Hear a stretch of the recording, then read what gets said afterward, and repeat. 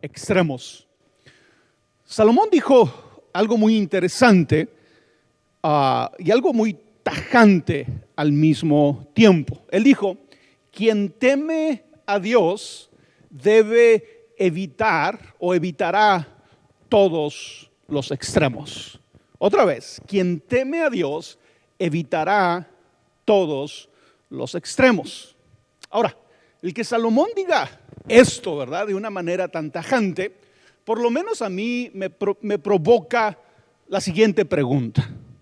Y la pregunta es: ¿cómo puedo evitar los extremos? ¿Verdad? Si la recomendación es que todos los que aman a Dios deben de evitar los extremos, yo creo que si tú te consideras una persona que amas a Dios, tú vas a decir: entonces, ¿cómo puedo evitar los extremos? Y ahorita vamos a regresar a esta pregunta. Pero antes déjame decirte algunas cosas de este pasaje de Eclesiastés que escribió Salomón. Me llama la atención que cuando Salomón elabora este pensamiento, diga lo siguiente. Diga: no seas demasiado justo, ni tampoco demasiado sabio.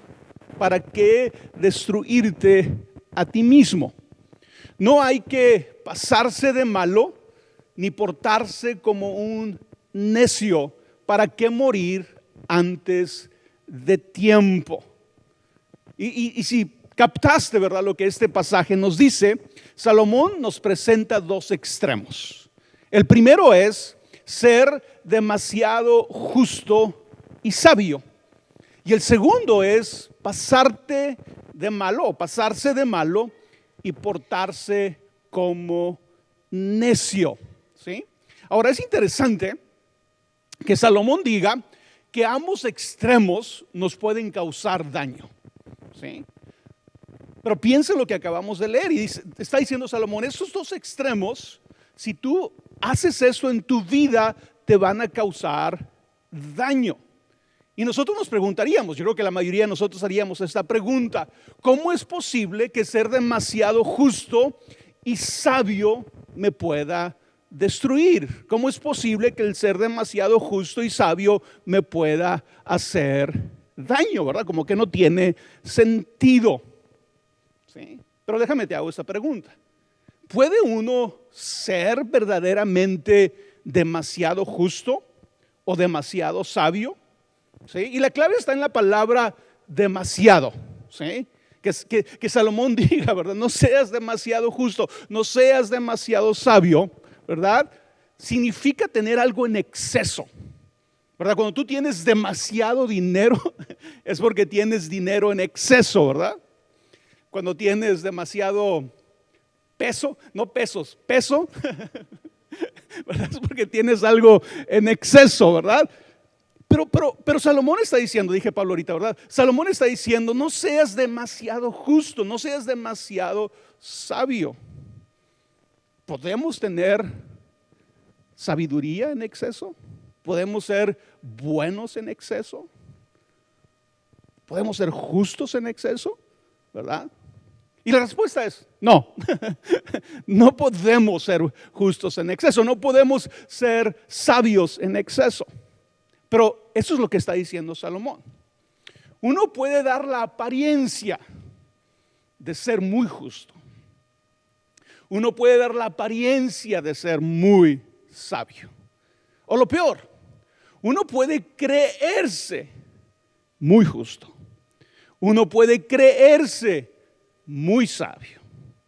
A ese es el extremo que Salomón está diciendo: si tú te crees muy justo, si tú te crees muy sabio, ¿sí?, ese extremo de pensamiento, esa manera de pensar, esa actitud de tu corazón te puede destruir.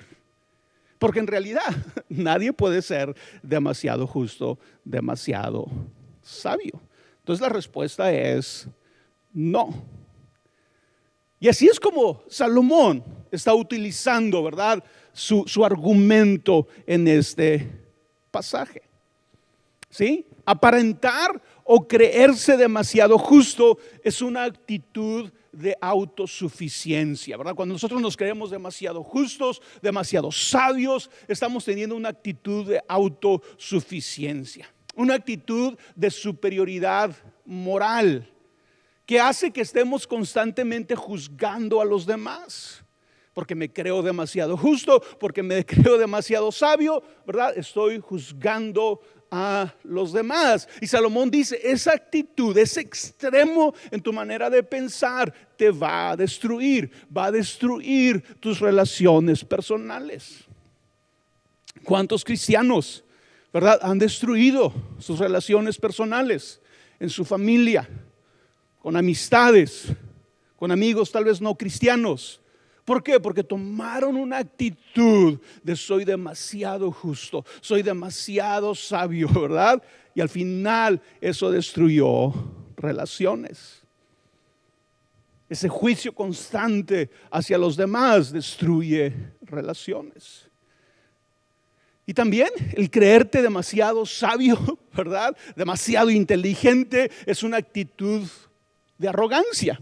Es una actitud presuntuosa, ¿verdad? Que nos hace daño y que también daña las relaciones. Es arrogante. Por eso Salomón dice, no vivas en esos extremos. Si tú amas a Dios, debes de evitar los extremos. Y déjame decirte esto. Por si en algún momento te has sentido demasiado justo o te has creído demasiado justo o sabio.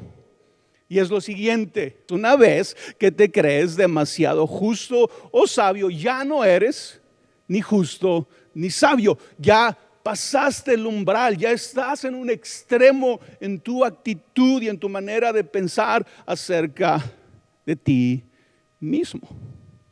En el otro extremo, Salomón dice, ¿verdad?, que no debemos de caer en el pecado desenfrenado. ¿Por qué? Porque nos puede hacer morir antes de tiempo. Dijo Salomón, pasarse de malo y portarse como un necio, ese es el otro extremo, ¿verdad? Te va a hacer morir antes de tiempo. Está dejando claro, ¿verdad?, que caer en el pecado desenfrenado, rechazar las normas morales es una advertencia en contra de la vida irresponsable, es lo que nos está diciendo Salomón. Y son estos dos extremos, ¿sí? Ahora, aquí hay algo muy importante que debemos de entender. Es imposible mantener extremos sin causarnos daño. ¿Sí? Es imposible mantener extremos sin causarnos daños y sin dañar a los demás. Ahorita acabo de mencionar, ¿verdad? Si tú eres una persona que te has creído demasiado justa, ¿verdad? Y por eso juzgas a los demás. Y mencionaba, ¿verdad? Tal vez has destruido relaciones, has destruido tu relación con tus hijos tal vez, por esa actitud de soy demasiado justo. Pero no solamente dañaste a ellos, también te has dañado a ti mismo con esa actitud, con vivir en ese extremo. ¿Sí? Porque tú mismo te estás perdiendo de la vida que podrías disfrutar y experimentar en esas relaciones que has perdido a causa de vivir en un extremo. Cuando nos pasamos juzgando a los demás, lo único que hacemos es que los demás empiezan a tomar distancia de nosotros. Porque no es cómodo estar junto con nosotros si siempre los vamos a estar juzgando. Pero al final no solamente ellos son dañados, nosotros también, porque nos perdemos de la amistad y de la compañía de otras personas. Entonces es imposible mantener extremos o tener extremos en nuestra manera de pensar, en nuestras actitudes, sin causarnos daños y causar daños a los demás. Pero volviendo a la pregunta con la que iniciamos, ¿cómo podemos evitar los extremos? ¿Verdad? Si Salomón dice, ¿verdad?, el que ama a Dios evitará todos los extremos. La pregunta natural de nosotros es ¿cómo lo puedo hacer? ¿Cómo puedo evitarlos? Y para poder contestar esta pregunta necesitamos entender el concepto de los extremos. Y en términos técnicos, esto es lo que es un extremo. Un extremo es el punto situado lo más alejado del centro. ¿Ok? Entonces imagínate aquí, ¿verdad? Imagínate que aquí donde yo estoy parado, ese es el centro de este edificio. El extremo a mi derecha, ¿verdad? Bueno, es aquella pared, ese es el lugar más alejado del centro. El extremo a mi izquierda es aquella pared, es el lugar más alejado del centro. Pero en el contexto que estamos hablando nosotros, los extremos son aquellos pensamientos, ideas, conceptos o actitudes que se sitúan lo más alejados del centro posible. ¿Sí? Pero lo cual nos lleva obviamente a otra pregunta, o a la siguiente pregunta, y es, ¿qué es el centro? ¿Sí? Si los extremos son aquellas cosas que están más alejadas del centro, ¿qué es el centro? Si Dios no quiere que vivamos en los extremos, pero quiere que vivamos en el centro, ¿cuál es el centro? Y es muy fácil. El centro es el origen, el corazón, la verdad, la sustancia. Eso es lo que es el centro. Y tú y yo tenemos que aprender a vivir en el origen de las cosas, en el corazón de las cosas, en el corazón de nuestra fe, en el corazón de la persona de Jesús, en la verdad, en la sustancia. Lo cual me lleva a lo siguiente. Por lo tanto, evitamos los extremos encontrando el centro. Así de sencillo. ¿Cómo evitas los extremos? Encontrando el centro y vivir en el centro. ¿Sí? Y ahorita vamos a ver algunos ejemplos prácticos para que podamos entender mejor este concepto. ¿Sí? El centro no es solamente un lugar, o mejor dicho, no es un lugar neutral.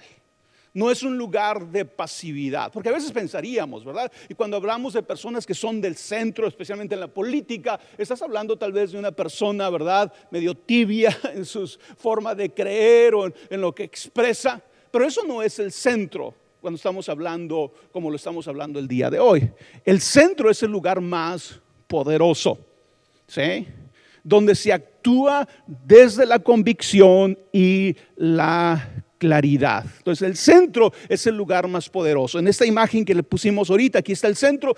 Este es el lugar más poderoso. El extremo, aunque puede ser más llamativo, aunque puede ser más provocador, es más débil para lo que trata de hacer que el centro. El centro es el verdadero lugar de poder. Cuando vivimos desde el centro, actuamos desde una visión clara de quiénes somos en Cristo, ¿sí? Y lo que valoramos, cuáles son nuestros principios, qué es en lo que creemos.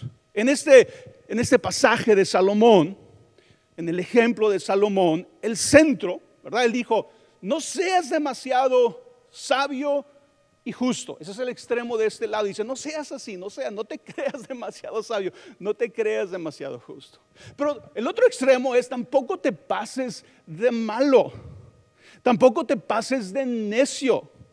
Entonces la pregunta es, ¿cuál es el centro? Si no debo de estar en estos extremos, ¿cuál es el centro? El centro es ser justo y sabio. Así, plenamente, ser justo y sabio, ese es el centro. Y si lo piensas, ¿verdad? Ahí podemos decir, ese es un lugar de poder. Cuando tú realmente eres justo, cuando tú realmente eres sabio, o estás creciendo en sabiduría, o estás creciendo en justicia, ese es realmente un lugar de poder. No tiene poder aquel que se cree justo, aquel que se cree sabio. No tiene poder aquel que está pasándose de malo, ¿verdad? Aunque pareciera en la apariencia, ¿verdad? Es provocativo, es visto por todos. Ambos extremos llaman la atención. Pero el verdadero lugar de poder es el centro. Cuando eres justo, cuando eres sabio cabalmente. Y para nosotros como cristianos, seguidores de Jesús, la pregunta es, ¿dónde encontramos el centro en los aspectos más relevantes de nuestra vida, en los aspectos más importantes de nuestra vida. Y obviamente ya te sabes la respuesta. Cristo es el centro. ¿Cómo vas a encontrar tú el centro cuando se te presenten extremos en tu vida? Y seas atraído hacia esos extremos, porque pensando en nuestra naturaleza somos atraídos hacia varios extremos en nuestra manera de pensar, en nuestras actitudes, en nuestra manera de conducirnos. Pero Cristo es nuestro centro. Cristo es quien nos muestra cómo vivir y cómo se vive desde el centro. En todas las áreas de nuestra vida. En todas las áreas en las cuales somos tentados a irnos a los extremos. ¿Sí? Que tienden a generar tensión, división y a destruir nuestras relaciones personales. Siempre hay un centro que encontramos en Jesús. El día de hoy quiero hablar de dos aspectos importantes. El primero es la política. ¿Sí? En la política actual, los extremos más significativos, ¿verdad?, que vemos en la televisión, que vemos en las noticias, son la izquierda radical y la derecha radical. En Estados Unidos es los republicanos, los demócratas. En México es Morena, el PRI, el PAN y no sé quién más. ¿Sí? Pero esos son los extremos actuales en la política. La izquierda radical y la derecha radical. Y déjame te doy algunas descripciones de ellas. En la izquierda radical se promueven, por ejemplo, la idea de la justicia social extrema. ¿Sí? En el caso de Estados Unidos serían los demócratas, ¿verdad? En México sería Morena, ¿verdad? Pero se promueven ideas de justicia social extrema, con un enfoque en la redistribución económica, la igualdad absoluta y la crítica del capitalismo y las instituciones. Esto sucede desde la izquierda radical. Desde la izquierda radical se busca conectar emocionalmente con las masas, a menudo simplificando problemas complejos y ofreciendo soluciones fáciles o basadas en el carisma de un líder. Y si tú has puesto atención, te das cuenta que esto es verdad. Así funciona la izquierda radical. Pero del otro lado está la derecha radical. ¿Sí? En la derecha radical se promueve el nacionalismo extremo, la defensa de los valores tradicionales, ¿verdad?, entre comillas voy a decir, y la resistencia a los cambios sociales, la resistencia a la inmigración y un énfasis muy fuerte sobre la soberanía nacional. Esa es la extrema derecha. ¿Sí? Ahora, hablando de estos dos conceptos o estas dos corrientes, ambos extremos suelen recurrir a una retórica de exclusión y división, a una retórica de confrontación, donde dejan poco espacio para el diálogo o los compromisos. ¿Cuándo fue la última vez, verdad, que viste a tu Congreso ponerse de acuerdo en algo? ¿Verdad? Batallamos, ¿verdad? Porque es división, porque es confrontación, porque es hacer del otro su enemigo. Esos son los extremos que tenemos en la vida política. Pero ¿cuál era el consejo de Salomón? Quien ama a Dios evitará los extremos. Y yo sé que es un punto difícil, ¿verdad? Porque estoy definiendo nuestras únicas dos opciones aquí en Estados Unidos como extremos. ¿Sí? Pero la verdad, a veces yo batallo, y discúlpenme por decir esto, batallo con cristianos que se emocionan y piensan que Dios está a favor 100% detrás de su partido político, sea republicano o sea demócrata. ¿Sí? No puedo entender a cristianos que tienen esa actitud y que piensan así 100%, Dios es republicano o Dios es demócrata. Estas dos corrientes son extremos. Creo que la mejor actitud que podemos tener a veces es: voy a votar por el menos malo. Voy a votar por tal vez aquel que haga menos daño. Más que sentirnos orgullosos, ¿verdad? Y proclamando que ese es el partido que Dios apoya. Porque ambos, por ser extremos, se han separado del centro. Se han alejado del centro. ¿Sí? Pero ¿cuál es el centro en la política? ¿Verdad? Y tal vez esta respuesta no va a convencer a todos, ¿verdad? Y tal vez sea un poco superficial por el tiempo que tenemos. Pero ¿cuál es el centro en la política? Por lo menos en nuestra manera de pensar. Entiendo que al final vas a tener que votar por alguien, pero por lo menos en tu manera de pensar, aún en la política, el centro lo guía Jesús para nosotros. ¿Sí? No es como que cuando entramos en términos de política nos quitamos nuestro cristianismo y lo ponemos a un lado. Jesús sigue marcando el centro en términos de política y ahorita vamos a ver ejemplos de esto. Pero ¿cuál es el centro? El centro es un enfoque que integra principios éticos, prácticos y útiles. En este espacio, en el espacio del centro, los principios fundamentales de justicia, libertad y bienestar común se aplican de manera coherente, sin caer en extremos ideológicos. Creo que la semana pasada, un presidente, para no decir nombres, ¿verdad? Cuando está hablando de una ley que se pasó, él dice que hay ocasiones en que tienes que hacer un balance entre tus principios y ser eficaces. En otras palabras, si no puedes lograr aquello que tienes que hacer, bájale a tus principios para poder lograr aquello, ¿verdad? Y obviamente estás diciendo, cuando ves eso, dices, bueno, eso no es estar en el centro. Eso no es sostener la justicia, la libertad y el bienestar común como un principio fundamental en la política. Debemos de evitar los extremos ideológicos. Y otra vez, ¿verdad? Por el tiempo que tenemos no podemos avanzar mucho, pero por lo menos, ¿verdad? Yo esperaría esto, ¿verdad? Que en la política evitáramos los extremos.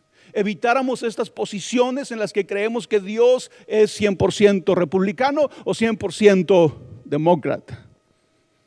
Y la verdad, como en muchos países, la actitud de sus ciudadanos es: voy a votar por aquel que hace menos daño a nuestra manera de vivir. ¿Sí? Pero lo tenemos en la religión. En la religión también hay extremos. Y en la religión actual, ¿verdad? Los extremos más significativos son el fundamentalismo religioso y el secularismo militante. Esos son los extremos, esas son las opciones que a veces tenemos en la vida religiosa. Y déjame describirte también a ellos. El fundamentalismo religioso promueve una interpretación literal y rígida de las Escrituras. ¿Sí? Diferente a Jesús, pero eso es el fundamentalismo religioso. Promueve una interpretación literal y rígida de las Escrituras y la defensa de normas religiosas inflexibles. Por eso se caracteriza esta parte de la religión. Promueve el dogmatismo religioso que sostiene que solo una interpretación de la fe es válida, excluyendo otras perspectivas.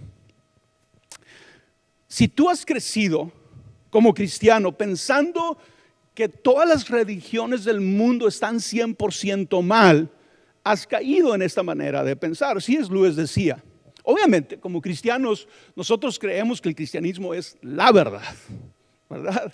Es 100% la verdad, es la verdad completa. C.S. Lewis ponía el ejemplo y decía, es como si tú hicieras una suma de matemáticas, ¿sí? Y tienes una lista de números que cuando tú los sumas y el total es 1000, haces la suma correcta y te sale 1000, ese es el cristianismo. Dice, pero puede haber otras religiones, ¿sí? Que cuando haces la suma, no le sale 1000, le sale 900. Pero luego hay otra religión que por acá hace la suma y le sale 500. Y por acá hay otra religión que hace la suma y le sale 100. Pero lo que C.S. Lewis estaba tratando de decir es, en cada religión hay verdad.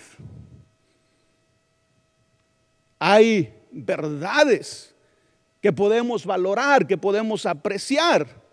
Aunque entendemos que desde el cristianismo, ¿verdad?, tenemos la verdad en su totalidad. Pero tal vez, ¿verdad?, nos ha hecho falta eso, entender que aún con personas de otras religiones tenemos puntos en común. Tenemos puntos que creemos igual, que valoramos igual. Y que puede ser un vínculo de relación en lugar de simplemente estar peleando y estar separados con personas de otras religiones. Y deja tú personas de otras religiones. Si tú tienes algún tiempo de cristiano evangélico, tal vez tú creciste o te enseñaron que tú deberías de ver a los católicos como otra religión, ¿verdad? Como alguien totalmente separado de ti. Cuando estamos hablando de que son cristianos, ¿sí? ¿Cuántas cosas en común tenemos con las familias católicas? ¿Cuántas cosas creemos lo mismo, valoramos lo mismo? Pero hemos tenido esta actitud, ¿verdad? Donde no, todo está mal del otro lado. Yo soy el único que tiene la verdad. Mi iglesia es la única que tiene la verdad. Todos los demás están completamente mal. Es un extremo. Y aquellos que aman a Dios evitarán todos los extremos, dijo Salomón. ¿Sí? Volviendo a esta descripción, el secularismo militante, ¿verdad?, que es el otro lado, es el otro extremo, busca erradicar la influencia religiosa de la sociedad. Este extremo ve las creencias de fe, las creencias religiosas como anticuadas o peligrosas y promueve una visión completamente basada en la racionalidad y el humanismo secular. Esos son nuestros extremos en la religión, ¿sí? También promueve el relativismo, ¿verdad?, que sugiere que todas las creencias y todos los valores son igualmente válidos y que no existe una verdad objetiva. Ambos extremos, ¿verdad? Los super religiosos, ¿verdad? No quieren que se hable que no haya diálogo entre la fe y la razón. Tú hablas de fe, nosotros hablamos de razón. Cuando debe de haber un diálogo entre ambas. Entonces, ¿cuál es el centro en el área de la religión? ¿Sí? Y es el siguiente: el centro es el diálogo entre la fe y la razón, respetando la diversidad sin comprometer los valores esenciales. Así debe de ser nuestra fe. Tu fe cristiana debe ser de la siguiente manera: se trata de vivir una fe auténtica, que sea lo suficientemente profunda para guiar nuestra vida, pero también lo suficientemente abierta para dialogar con los demás, para escuchar la perspectiva de los demás. Si tú estás evitando hablar con personas que no son de tu misma fe porque tienes miedo de algo, ¿sí?, tal vez sea porque no confías tanto en tu fe. Tal vez sea porque no estás convencido de tu fe, que tu fe es lo suficientemente fuerte para dialogar con los demás, para escuchar a los demás, para encontrar esos puntos que tenemos en común con los demás. Déjate lo digo de una manera práctica. Un creyente que vive en el centro valoraría profundamente su relación con Dios y sus prácticas espirituales, el asistir a la iglesia, el orar, el leer la Biblia, el obedecerlas, el vivir bajo principios, el vivir bajo esas verdades, pero también mantendría relaciones respetuosas con personas no creyentes, con personas seculares, como a veces decimos, sin imponer nuestros principios sobre ellos. Eso es vivir desde el centro. ¿Y quién hacía eso? ¿Te viene alguien a la mente? Jesús hacía eso. ¿Sí? Jesús demostró frecuentemente una profunda capacidad de vivir desde el centro. Jesús no caía en los extremos, sino que vivía y enseñaba desde un lugar de plenitud. Un lugar donde la verdad, la gracia, el amor y la justicia, la compasión estaban perfectamente armonizados. Desde ahí vivía Jesús. El día de hoy voy a terminar con unos ejemplos que nos demuestran cómo Jesús vivía desde el centro. Esos son ejemplos que los he dicho muchas veces aquí en Epicentro, pero creo que es bueno verlos desde esta perspectiva. En una ocasión, en un momento o en un entorno altamente político o politizado, le preguntaron a Jesús si era lícito pagar los impuestos al César. ¿Sí? Entonces puedes imaginarte a Jesús donde están los fariseos, están los maestros de la ley, pero también está la gente que escucha a Jesús, que lo ven como el rabí, como el maestro. Y llegan estas personas tendiéndole una trampa. ¿Sí?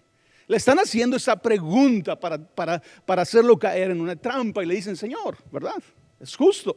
¿O debemos de pagar los impuestos al César? ¿Sí? Y obviamente la trampa era la siguiente. Si Jesús apoyaba el pago de impuestos, podía ser visto como un traidor al pueblo judío. Recuerda, Israel, los judíos estaban siendo oprimidos por Roma. ¿Sí? Y los impuestos de Roma, ¿verdad?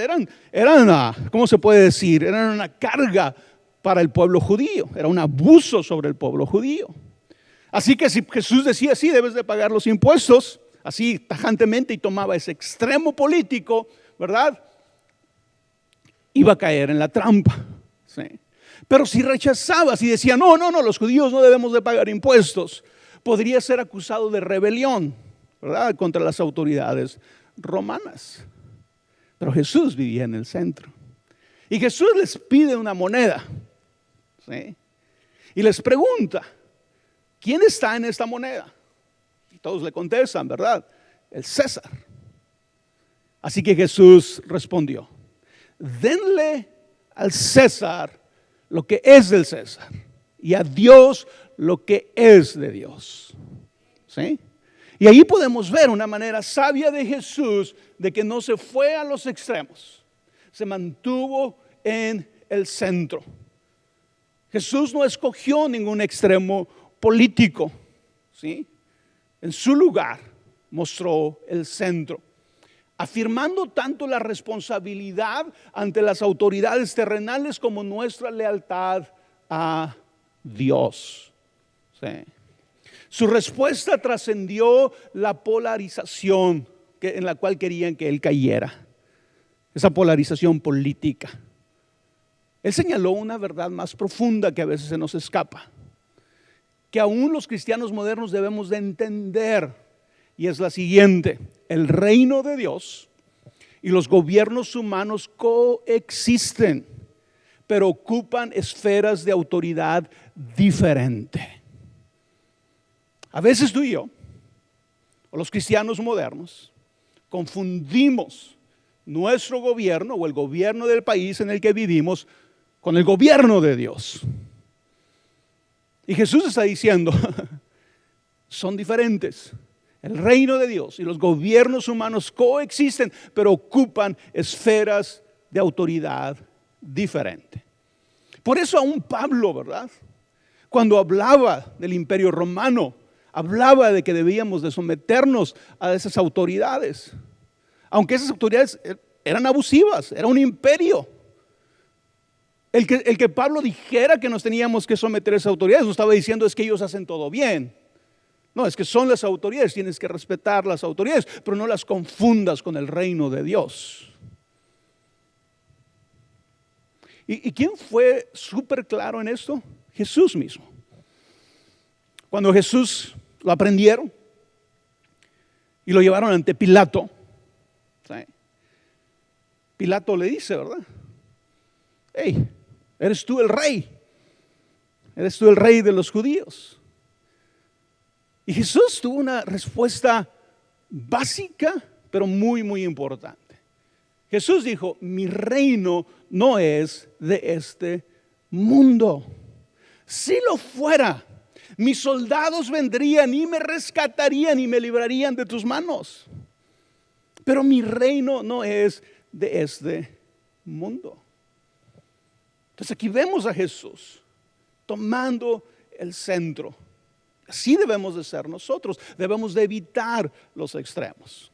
En otras ocasiones, en un par de ocasiones por lo menos, los fariseos acusaron a Jesús y a sus discípulos de recoger granos para comer en el sábado, trigo tal vez, en el sábado que era el día de reposo. También acusaron a Jesús de sanar enfermos el sábado, con el argumento, ¿verdad?, que no se debía de trabajar en el sábado. Estaban acusando a Jesús de estar haciendo algo mal por estar recogiendo trigo el sábado y por sanar enfermos el sábado. Estos fariseos, ¿verdad?, tenían sostenían un extremo legalista acerca del sábado. Ellos afirmaban que no podías hacer nada, ni sanar a un enfermo. Imagínate el extremo en el que estaban estos fariseos. Y Jesús les dijo, no sean hipócritas.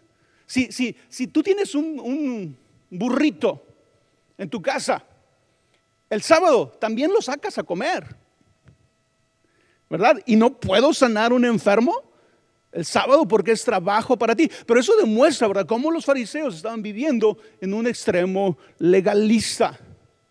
Así que Jesús le respondió, el sábado se hizo para el hombre, no el hombre para el sábado. ¿Sí? Jesús reveló, ¿verdad? Con esta respuesta Jesús reveló que respetaba el propósito de la ley. Jesús respetaba más el propósito de la ley que los mismos fariseos que tenían esta posición tan rígida acerca de guardar el sábado. ¿Sí? Jesús, al enfatizar que el sábado estaba destinado a servir al bienestar humano, no a ser una regla opresiva. ¿Sí? Entonces tú piensa en el origen del sábado. Cuando Dios crea el sábado, cuando Dios crea el principio del sábado, el principio del descanso, ¿cuál es el propósito de esa ley? Bendecir a los humanos. El trasfondo, lo que impulsa esa ley es el bienestar de las personas, no de que fuera una carga opresiva. Pero aquí los fariseos, al vivir en el extremo, lo habían llevado a ser una carga opresiva. Pero Jesús no. Jesús cree en el sábado yo puedo sanar a los enfermos, porque el sábado fue creado para el bien de los seres humanos. No al revés, no fue creado el hombre para el sábado. ¿Sí? Jesús demostró que las reglas y las leyes deben promover la vida y el bien, no de ser una carga innecesaria. Y por último, el pasaje que leímos al iniciar la reunión. Los fariseos, otra vez estos fariseos, qué latosos eran, ¿no?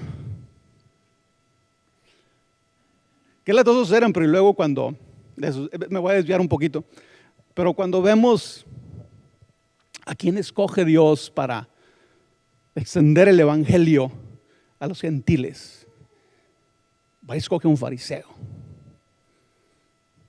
Y no un fariseo arrepentido, y no un fariseo transformado. Va y escoge a Pablo cuando está persiguiendo a la iglesia. Por eso Pablo, ¿verdad? El domingo pasado decíamos, ¿verdad? Pablo decía, que Jesús había venido al mundo a salvar a los pecadores. Y luego él decía, de los cuales yo soy el primero. La actitud de Pablo era, si tú puedes ver que Dios tuvo gracia conmigo, puedes estar convencido de que la puede tener contigo. Qué diferente a nosotros, ¿verdad? A veces nosotros decimos, Dios me extendió gracia a mí, pero no creo que te la extienda a ti. Pablo no, Pablo decía, ve esto, ve quién era yo, ve cómo vivía, ve lo que hacía, ve cómo perseguía a la iglesia, ve cómo procuraba que mataran a los cristianos. Si a mí Dios me extendió gracia, imagina lo que va a hacer contigo. ¿Sí? Bueno, ese fue un desvío. Entonces estamos con los fariseos, ¿verdad? Y otra vez los fariseos ven a Jesús que está enfrente del pueblo, de la gente, está enseñando, y le llevan a una mujer que había sido sorprendida, dice la Biblia, en el acto mismo de adulterio. Y le preguntaron, ¿verdad?, que si debían de apedrearla obedeciendo la ley de Moisés. Si la iban a matar, es lo que le están preguntando. A pedradas, obedeciendo la ley de Moisés. Estaban probando si Jesús iba a tomar algún extremo. ¿Se inclinaría hacia el juicio severo de la ley? Y yo les decía, ¿verdad? Creo que el domingo pasado, si Jesús hubiera vivido en ese extremo, Jesús hubiera dicho, a ver, paren todo lo que están haciendo, porque la ley decía que deberían de apedrear al hombre y a la mujer. Él hubiera dicho, a ver, paren todo lo que están haciendo y vayan y tráiganme a ese hombre. Vamos a traerlos a los dos y vamos a apedrearlos si viviera en ese extremo. Así que lo están probando. Va a tomar ese extremo sobre el juicio severo de la ley o la va a ignorar. ¿Qué va a hacer? Y también los fariseos eran expertos en tender trampas. Esta era una trampa. Por eso habían traído a la mujer, ¿verdad? No estaban interesados en obedecer la ley, si pudieras llamarlo así. Era una trampa para Jesús. Pero Jesús nuevamente encontró el centro. O mejor dicho, vivió desde su centro. Actuó desde su centro. Nosotros somos los que tenemos que encontrar el centro. Jesús vivió desde su centro, actuó desde su centro. No ignoró el pecado, ni condenó a la mujer. Jesús dijo, pues están aquellos hombres acusándola, les dijo, aquel de ustedes que esté libre de pecado, que tire la primera piedra. Al decir esto, ¿verdad?, expuso la hipocresía de estos hombres, y tal vez mujeres, no sabemos. Expuso su hipocresía y tal vez provocó que reflexionaran en sus propios pecados. Acuérdate cuando leímos ahorita el pasaje, la Biblia dice que Jesús se inclina y empieza a escribir con el dedo en la tierra. Obviamente la Biblia no nos dice que estaba escribiendo Jesús, pero muchos comentaristas, ¿verdad?, no lo dicen como que hizo, pero se ponen a imaginar. Y probablemente Jesús estaba escribiendo los pecados de todos los que estaban ahí acusando a la mujer. Sí. Y por eso, si alguno de ustedes está libre de pecado, que arroje la primera piedra. Y obviamente no lo hacen, se empiezan a ir, porque se dan cuenta, ¿verdad?, que están pidiendo castigo para una mujer, pero ellos mismos son pecadores. El castigo que están pidiendo para el otro, tal vez ellos lo merecen también. ¿Sí? Luego le dijo a la mujer, vete y no peques más. Jesús no ignoró el pecado, pero no condenó, no fue extremo en su juicio sobre la mujer. Se mantuvo en el centro. Vete y no peques más.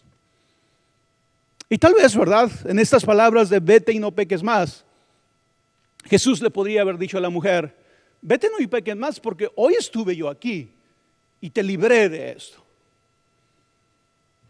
Pero si vives y sigues en ese estilo de vida y te vuelven a atrapar y ya no estoy yo, tal vez no habrá quien te defienda, tal vez no habrá quien te libre, tal vez vas a sufrir las consecuencias de este estilo de vida.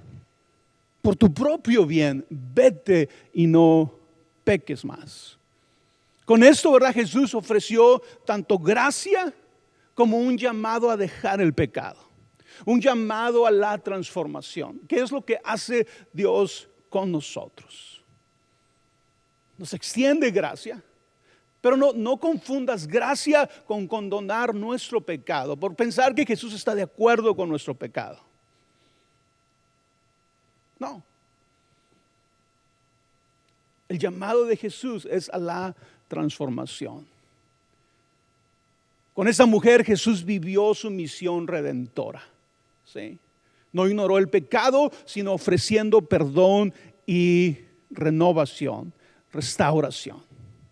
Ahora Jesús fue fiel a su propósito y a su llamado. El domingo pasado vimos este pasaje que dice que no mandó Dios a Jesús al mundo ¿a qué? A condenar el mundo, sino para que el mundo fuera salvo por él. Dios no mandó a Jesús a condenar a las personas. Vino a salvar a las personas. Por eso, ¿verdad? Cuando tú y yo vemos a Jesús actuando de esta manera con esa mujer, no lo podemos acusar de nada. No lo podemos acusar, ¿verdad?, de que ignoró la ley. Su propósito, por el cual el Padre lo había mandado, era redimir al mundo, salvar a las personas, no condenar a las personas. Tenemos que evitar los extremos. Y tal vez el día de hoy, ¿verdad?, te quedes pensando, hoy Roberto, sabes que sí tengo algunos extremos en mi vida, en mi manera de pensar, en mis actitudes, en la política, en la religión, en relaciones personales. Tengo extremos. Escucha el consejo de Salomón. Quien ama a Dios evitará todos los extremos. ¿Y cómo evitamos los extremos? Evitamos los extremos encontrando el centro. ¿Y dónde encontramos el centro? Como discípulos de Jesús, en Jesús mismo, en su vida, en su ejemplo, en sus palabras. Y con eso termino. Por eso yo decía ahorita, ¿verdad?